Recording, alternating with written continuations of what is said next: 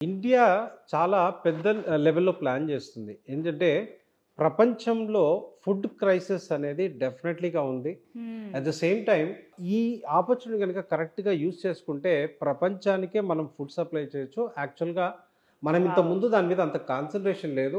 ప్రస్తుతం గవర్నమెంట్స్ దాని మీద కాన్సంట్రేషన్ చేస్తున్నాయి. హ్మ్. మన ఎక్స్‌పోర్ట్స్ అంతా కలిపి 4, 5 లక్షల కోట్లుంటాయి. హ్మ్. కమింగ్ డేస్‌లో దాన్ని ఒక 40-50 లక్షల కోట్లకు తీసుకెళ్ళాలి అనేది ఇండియన్ గవర్నమెంట్ డ్రీమ్ అన్నమాట. హ్మ్. సో అది అయిన రోజున ఫుడ్ ప్రాసెసింగ్ అంటే మనం ఇక్కడ పండించి వెంటనే అమెరికాకి పంపించలేం. దాన్ని ఏం చేయాలంటే ఫుడ్ ప్రాసెస్ చేసి ప్రాసెస్ పంపించాల్సి చేయాలి. ఉంటుంది. యెస్. ఈ ఫుడ్ ప్రాసెస్ చేయాలంటే ఫుడ్ ప్రాసెసింగ్ యూనిట్స్ అవసరం ఉంటుంది. హ్మ్. రైట్, ఎక్స్‌పోర్ట్ కంపెనీస్ రావాల్సి ఉంటుంది. ఇట్లాంటి వాటి అన్నిట్లో కూడా డెఫినెట్‌లీగా మంచి అవకాశాలు ఉన్నాయి. ఒక స్ట్రాటజీ ఏం చెప్తుందంటే ప్రస్తుతం 40,000-50,000 మందిని ఇండియన్ మార్కెట్ అబ్జర్వ్ చేసుకోగలదు. హ్మ్. ఫ్యూచర్‌లో నేను చెప్పిన రేంజ్‌కి వెళ్ళిన రోజున 2,00,000, 3,00,000 అంటే ఈ రోజున ఒక ఇంజినీరింగ్ స్టూడెంట్‌ని ఎలా హైర్ చేసుకుంటున్నారో హ్మ్. అగ్రికల్చర్ రిలేటెడ్‌గా కూడా ఆ రకంగా మనం హైర్ చేసుకోవచ్చనమాట. హ్మ్. అటువంటి అవకాశాలున్నాయి. ఇవే కాకుండా ఓకే. గవర్నమెంట్ సైడ్‌లో హ్మ్. రైట్ మనం ఈ సంవత్సరం మిల్లెట్ రీసెర్చ్ మిల్లెట్స్ మీద మిల్లెట్స్ మిల్లెట్స్ క్లియర్‌గా ఇయర్ అంటున్నాం. ప్రకటించారు. అవును సార్. Millets year 2024. అంటున్నాం. ఎందుకంటే ఇది ఒకటి ఆరోగ్యపరంగా మంచిది. బట్ మనకి వాటి మీద రీసెర్చ్ చేసే ఆర్గనైజేషన్స్ ఉన్నాయి. మిల్లెట్ రీసెర్చ్ ఉంది, రైస్ రీసెర్చ్ ఉంది, ప్లాంట్ రీసెర్చ్ ఉంటాయి. ఈ కైండ్ ఆఫ్ బోల్డ్ అన్ని రీసెర్చ్ ఆర్గనైజేషన్స్ ఉంటాయి. అదేవిధంగా మనం చూసుకుంటే ఎఫ్సిఐ కావచ్చు, ఇట్లా లాట్ ఆఫ్ గవర్నమెంట్ సెక్టర్ జాబ్స్‌లోనే రీసెర్చ్ వైపు బోల్డ్ అన్ని ఆపర్చునిటీస్ ఉంటాయి. హ్మ్. అదేవిధంగా మనకి అబ్రాడ్ వెళ్ళటానికి అంటే హ్మ్. కొన్ని కంట్రీస్‌లో they are very much shortage. అంటే ఒకప్పుడు మనం అదర్ సెక్టర్స్ వాళ్ళు బయటికి వెళ్ళటం చూసాం. హ్మ్. అంటే ఇంజినీర్సో, డాక్టర్సో లేదంటే కూలీలు ఇట్లా వెళ్ళటం చూసాం. హ్మ్. ఫ్యూచర్‌లో ఇండియా నుంచి బయటికి వెళ్ళే ఎక్కువ నెంబర్ ఉండే దాంట్లో అగ్రికల్చర్ ఒక సెక్టర్ అవ్వబోతుంది. ఓహ్! సో ఆపర్చునిటీస్ పరంగా అసలు చాలానే ఆలోచించాల్సిన అవసరమే ఉన్నాయంట. లేదు. హ్మ్. అంటే ఇది సాచురేటెడ్ పాయింట్‌కి వెళ్ళినప్పుడు ఆ ప్రాబ్లమ్ ఉంటుంది. యెస్. రైట్. అంటే కొన్ని సెక్టర్స్ ఎట్లా ఉంటుందంటే ఆపర్చునిటీస్ తక్కువ, యాస్పిరెంట్స్ ఎక్కువ ఉంటారు. ఎక్కువ మంది ఉంటారు. ఆ అవును. రకంగా కాకుండా ఇక్కడ ఇంకా ఇది డెవలపింగ్ స్టేజ్‌లో ఉంది గనుక ఆ సెక్టర్ హ్మ్. ఆపర్చునిటీస్ ఎక్కువగా ఉంటాయి. దాటివైపు వెళ్ళే వాళ్ళు తక్కువగా ఉంటారు గనుక కరెక్టే. వెళ్ళిన వాళ్ళందరికీ కూడా ఆ! సక్సెస్ రేట్ ఉండే ఛాన్స్ ఉంటుంది. కోరుకున్నదే అది. మెయిన్ సార్ ఈ వీడియో చేయడానికి కూడా రీజన్ బీఎస్సీ అగ్రికల్చర్ గురించి నేను అడగడానికి కారణం ఏంటంటే మనకు ఒక కామెంట్ వచ్చిందండి. మా నాన్నగారు రైతు, మా తాతగారు రైతే. సో వాళ్ళు ఎలా పండించారో పంటలు నేను చూశాను. నాకు అనిపించింది ఏంటంటే ఆ పర్సన్ కామెంట్లో పెట్టింది ఏంటంటే వీళ్ళకి కొత్తగా ఏమన్నా పద్ధతులు చెప్తే బాగుంటుంది కదా. ఇప్పుడు నేను కూడా మళ్ళీ ఆ పద్ధతులే ఫాలో ఇలాగా చేసే కన్నా టెక్నాలజీని యూస్ చేసుకుని ఇంకా కొత్త పద్ధతుల్లో పండిస్తే ఇంకా బాగుంటుంది కదా, ఆ సలహాలు ఇచ్చే స్టేజ్లో నేను ఉండాలని ఒక పర్సన్ కోరుకున్నారు.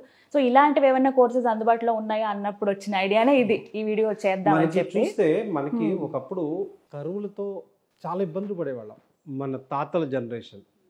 ఆ తర్వాత ఆ కైండ్ ఆఫ్ పరిస్థితి మనకి ఎప్పుడు రాలా. అవును. 70s తర్వాత మనకు కరువు అంటే ఏంటో తెలవదు. హ్మ్. India self sufficient. హ్మ్. కాకపోతే ఇప్పుడున్న పద్ధతులు నెక్స్ట్ లెవెల్‌కి తీసుకెళ్ళకపోతే మళ్ళీ కరువులు చూస్తాం. ఎగ్జాక్ట్లీ. ఆ రకంగా జరుగుతుందే ప్రస్తుతం అనమాట ఈ చేంజెస్. తప్పకుండా ఫ్యూచర్ చాలా బాగుంటుంది. సో ఆ పర్సన్కి ప్రౌడ్గా చెప్పొచ్చు మార్వాడి యూనివర్సిటీలో బీఎస్సీ అగ్రికల్చర్ చదువుకోండి అని. అయితే అలా వచ్చిన పిల్లలు సార్ చాలామంది పల్లెటూరుల నుంచి మన తెలుగు రాష్ట్రాల్లో ఉన్న పిల్లలు మార్వాడి యూనివర్సిటీలో హాస్టల్ ఫెసిలిటీ ఉంటుందా, మేము అసలు ఎలా చదువుకోవాలి, గుజరాత్ అంటే మాకు కొంచెం కొత్త రాష్ట్రం, అది ఎప్పుడు వచ్చింది లేదు, ఇలాంటి క్వశ్చన్లు కూడా వచ్చాయి. సో ఎలా అండి ఇక్కడికి వచ్చే స్టూడెంట్స్కి మరి? మనకి ఇక్కడ చూస్తే క్యాంపస్‌లోనే హాస్టల్స్ ఉంటాయి. So at the same time in-charges కూడా తెలుగు ఫ్యాకల్టీ ఉంటారు. అవునా? Telugu faculty super sir. వాళ్ళకి ఏమైనా డౌట్స్ ఉన్నా వెంటనే క్లియర్ అవుతాయి ఇంకా. సో అంతేకాకుండా మన తెలుగు రాష్ట్రాల్లో 14 ప్లేసులలో మార్వాడి యూనివర్సిటీ యొక్క డైరెక్ట్ ఆఫీసెస్ని ఎస్టాబ్లిష్ చేయడం జరిగింది. ఓకే. సో 905-905-2378 ఇది అక్కడ టోల్ ఫ్రీ నెంబర్ అని చెప్పొచ్చు. So information number. అక్కడికి కాల్ చేసినట్టుగైతే మీకు దగ్గరలో ఉన్న ఆఫీస్ లొకేషన్ చెప్పడం జరుగుతుంది. మీరు ఒకవేళ అడ్మిషన్ తీసుకోవాలి అనుకునే వాళ్ళు అక్కడికి వెళ్ళి మీ అడ్మిషన్ ప్రాసెస్ని కంప్లీట్ చేసుకోవచ్చు. ఓకే. ఇది మార్వాడి యూనివర్సిటీకి సంబంధించిన డైరెక్ట్ నెంబర్స్ అనమాట. అదేవిధంగా హాస్టల్ గురించి మనం మాట్లాడుకున్నప్పుడు మన తెలుగు ఫ్యాకల్టీ ఉన్నారు. సో ఏ డౌట్స్ ఉన్నా కూడా అయితే అక్కడ దగ్గరలో ఉన్న ఆఫీస్కి వెళ్ళి వాళ్ళు క్లియర్ చేసుకోవచ్చు. లేదా ఫ్యూచర్లో నెక్స్ట్ 4 ఇయర్స్ 3 ఇయర్స్ కోర్సెస్ ఏది చేసినా ఏది ఉన్నా కూడా సపోర్ట్ అక్కడ నుంచి తీసుకోవచ్చు. లేదు డైరెక్ట్గా ఇక్కడికే మాట్లాడతారంటే ఆ పర్టికులర్ కోర్స్కి ఎవరైతే సౌత్ ఇండియా ఇన్ఛార్జ్ ఉన్నారో వాళ్ళతో మాట్లాడొచ్చు. హాస్టల్స్ అన్ని క్యాంపస్ లోనే ఉంటాయి. ఇందాక మనం స్టార్టింగ్ లో మాట్లాడుకున్నట్టుగా ఆల్రెడీ 1000+ అంటే 1000 కాదు, నేను డబుల్ వస్తున్నానని చెప్పాను. సో పిల్లలు మన సౌత్ ఇండియన్స్ ఎక్కువ అవుతున్నారు కనుక వీళ్ళకి మెస్ పరంగా కూడా సపరేట్ మెస్ చేయడానికి మేము ప్లాన్ చేశాం. సో 150 మంది ఉన్నప్పుడు ఆ ఫెసిలిటీ ఇవ్వటం కుదరదు.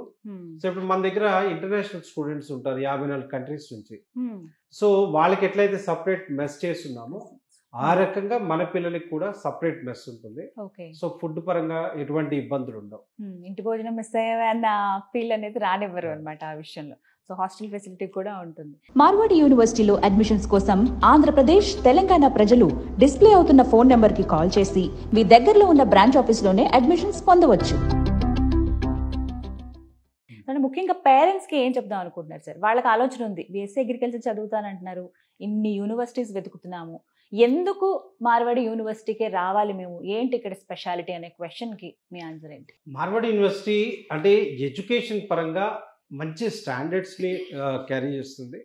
అదేవిధంగా ఫ్యాకల్టీ పరంగా చూసినా, ఫెసిలిటీస్ పరంగా చూసినా, రైట్ ఇట్స్ ర్యాంక్డ్ యూనివర్సిటీ అనమాట. At the same time fees పరంగా మనం చూసినప్పుడు కూడా జస్ట్ 80,000 ఉంటుంది. ఇప్పుడు బీఎస్సీ అగ్రికల్చర్ ఫీజు మనం చూసినట్టుగైతే ఫీజ్ తక్కువ, ఫెసిలిటీస్ ఎక్కువ. దానివల్ల మార్వాడి యూనివర్సిటీని చూస్ చేసుకోవచ్చు. సెమిస్టర్ కి ఇట్స్ 40,000 పర్ సెమిస్టర్ అనమాట. 4 years కోర్స్ కనుక 8 సెమిస్టర్స్ ఉంటాయి. అంటే 3,20,000లోనే మీ పిల్లవాడి యొక్క ఎడ్యుకేషన్ కంప్లీట్ చేసుకోవచ్చు. హాస్టల్ అదేవిధంగా స్టార్ట్స్ అరౌండ్ 40,500 అనమాట. అంటే 81,000 per year. రెండు కూడా ఆల్మోస్ట్ సేమ్ ఉంటాయి. ఒక రకంగా మొత్తం కలిపి చెప్తే 1,61,000 rupees including food and accommodation. ఒక 6.5 లక్షల్లో మీ పిల్లవాడి యొక్క 4 years ఎడ్యుకేషన్ కంప్లీట్ అవుతుంది. సో మార్వాడి యూనివర్సిటీలో ఈ 4 years బీఎస్సీ అగ్రికల్చరే కాకుండా మేము ఇయర్ డబుల్ డిగ్రీని ఇంట్రడ్యూస్ చేసాం. ఈ డబుల్ డిగ్రీ ఏంటి అంటే బీఎస్సీ అగ్రికల్చర్లో 2 రకాలు ఉంటుంది. 2 రకాల యాటిట్యూడ్ పిల్లలు వస్తారు. ఒకటి బీఎస్సీ అగ్రికల్చర్ చేసి ప్రొడక్షన్ వైపు వెళ్ళాలి అనుకునేవాళ్ళు. ఇందాక మీరు అడిగినప్పుడు ఈ కొత్త కాన్సెప్ట్ తీసుకురావటం ఎట్లా, రైట్ ప్రొడక్షన్ పెంచడం ఎట్లా, ఈ రకంగా బీఎస్సీ అగ్రికల్చర్లో. రెండో రకం పిల్లలు ఏం చేస్తారంటే బీఎస్సీ అగ్రికల్చర్ ఆ నాలెడ్జ్ వస్తుంది, ఆ తర్వాత వాళ్ళు పోయి ఎంబీఏ చేస్తారు. ఎంబీఏ చేసి ఈ ఆగ్రో ఇండస్ట్రీ ఏవైతే ఉంటాయో, రైట్ ఇండియాలో ప్లెంటీ ఆగ్రో ఇండస్ట్రీస్ అనమాట. ఇంతకు ముందు వాళ్ళు ఈ ఎంబీఏ అగ్రి బిజినెస్ చేసే వాళ్ళు లేరు కనుక ఎంబీఏ చేసిన వాళ్ళు తీసుకునేవాళ్ళు. ఇప్పుడు వీళ్ళు అగ్రికల్చర్ బ్యాక్గ్రౌండ్ తో అందులో మళ్ళీ ఆగ్రో బ్యాక్గ్రౌండ్ తో వస్తున్నారు కనుక ఎంబీఏ అగ్రి బిజినెస్ చేస్తున్నారు కనుక ఇప్పుడు ఇండస్ట్రీ అంతా వాళ్ళని ప్రిఫర్ చేస్తుంది. అది దృష్టిలో పెట్టుకొని మేము ఏం చేస్తామంటే 4 years degree, 2 years MBA agri business, ఈ రెండింటిని ఇంటిగ్రేటెడ్ ప్రోగ్రామ్ చేసి 5 years కోర్స్ చేశాం.